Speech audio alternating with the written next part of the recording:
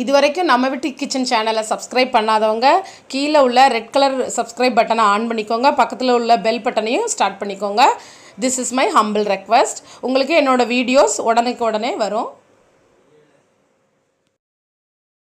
தமிழ் மக்களுக்கு எனது அன்பான வணக்கங்கள். வெல்கம் பேக் டு நம்ம வீட்டு கிச்சன்.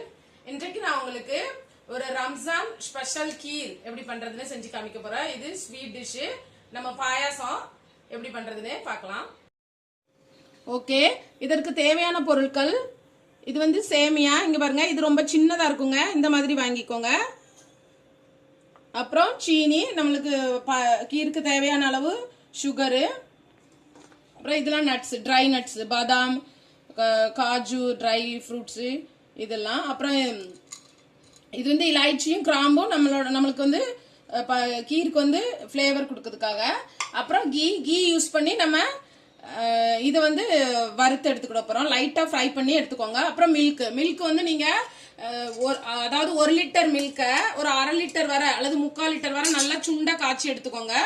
அப்படி இல்லை அப்படின்னா ஒரு 2 ஸ்பூன் நீங்கள் கண்டென்ஸ் மில்க் யூஸ் பண்ணிக்கலாம். ஒரு கொஞ்சம் பெரிய போட்டா அடுப்பில் வச்சுக்கோங்க. கீ போட்டுக்கோங்க.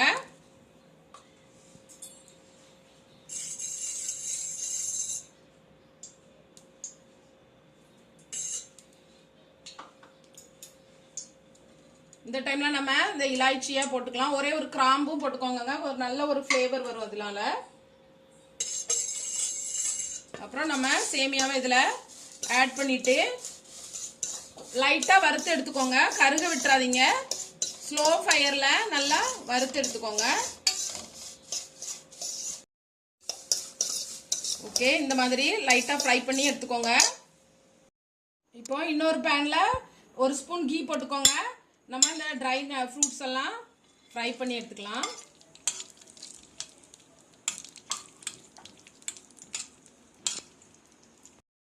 ஓகே, இப்போ இது ரெடி ஆயிட்டுங்க. இதை நம்ம தனியாக எடுத்து வச்சுக்கலாம்.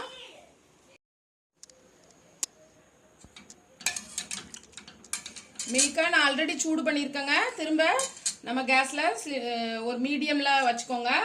இந்த சுகரை ஆட் பண்ணிருங்க. சுகர் நல்லா கரையிடும்.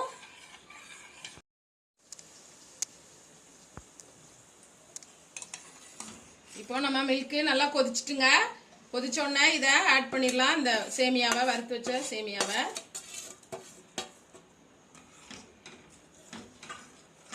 இது நீங்க ஒரு 5 மினிட்ஸ் குக் பண்ணா போதும். ஆல்ரெடி நம்ம வறுத்துருக்கோம். இந்த பால்ல நல்லா 5 நிமிஷம் குக் பண்ணா போதும். ஓகே, இப்போ நல்லா குக் ஆயிட்டு பாருங்க நம்ம கீர் எப்படி இருக்குன்னு. இந்த டைம்ல